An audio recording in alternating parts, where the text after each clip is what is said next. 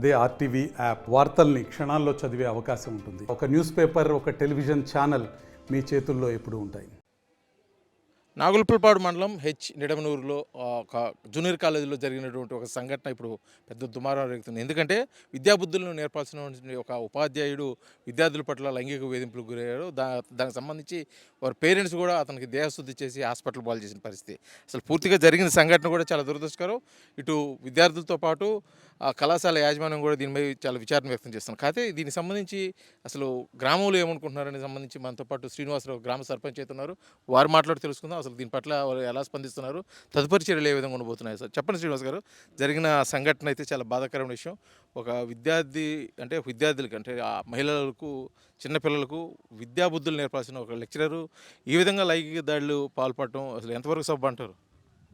Sir మేము పూర్తిగా ఖండిస్తున్నాం. అది గతంలో మా కోనం శ్రీరామరెడ్డి హై స్కూల్లో ఇలాంటి సంఘటనలు ఎప్పుడు జరగలేదు.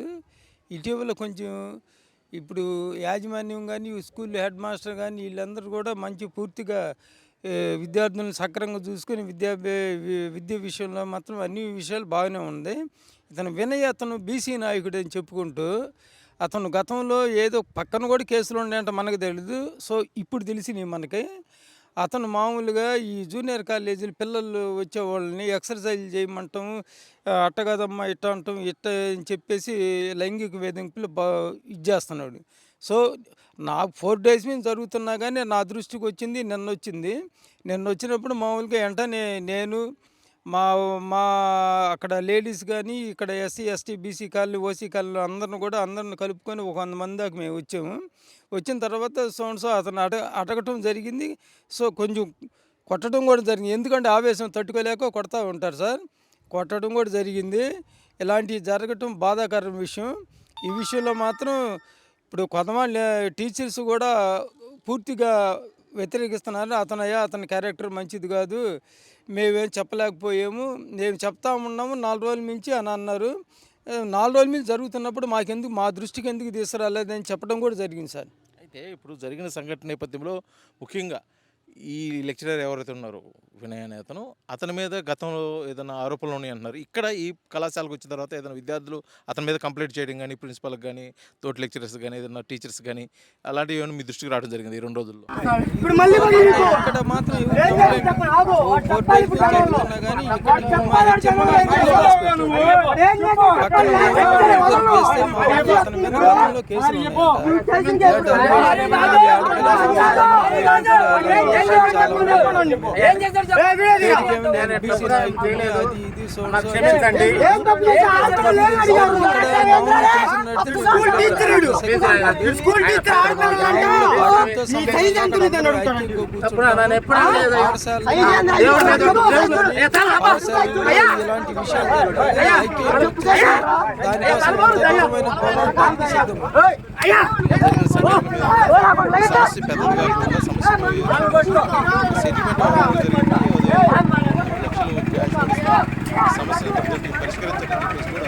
పంచాయతీ జరిగిందని